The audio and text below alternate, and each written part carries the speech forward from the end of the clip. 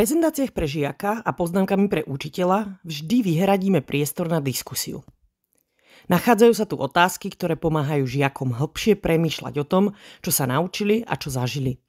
Diskusiu využívame, keď chceme, aby sa žiaci zamysleli, zdieľali svoje názory a učili sa počúvať iných. Diskusia má veľký význam. Už na 1. stupni základnej školy sa deti učia pomenovať vlastné myšlienky a pocity, učia sa počúvať spolužiakov a rešpektovať odlišný názor. Na 2. stupni základnej školy a už žiakov zo sociálne znevýhodneného prostredia diskusia pomáha trénovať sebavedomé vyjadrovanie, triedenie informácií a schopnosť argumentovať. Často je to práve tento priestor, kde žiaci zažijú pocit, že ich hlas má hodnotu a že aj oni môžu prispieť do spoločnej debaty.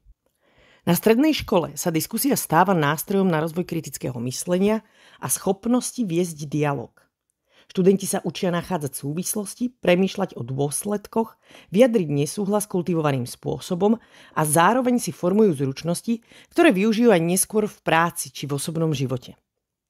Diskusia teda nie je iba nástrojom na učenie, ale aj na rozvoj kľúčových kompetencií, ako sú spolupráca, rešpekt, argumentácia a empatia.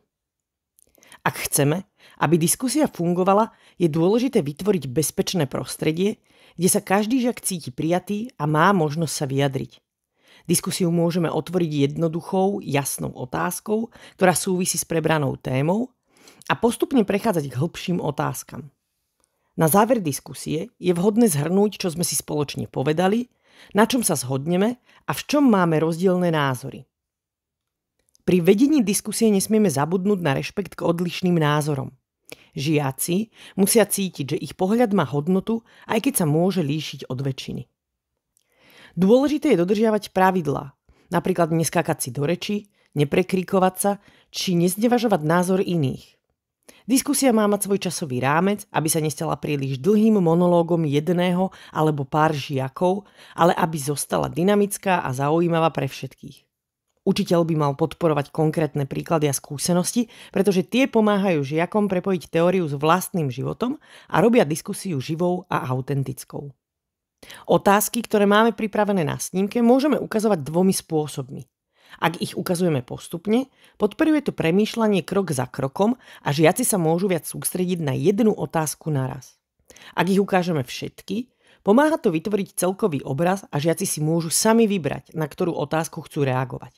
Obe možnosti sú správne, záleží na tom, aký cieľ sledujeme a aká je dynamika v triede.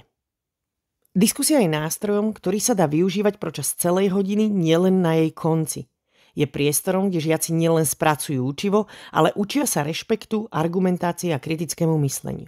Nejde v nej o to, kto vyhrá alebo kto má pravdu, ale o to, aby sa trieda učila spolu premýšľať, klásť si otázky a navzájom si načúvať.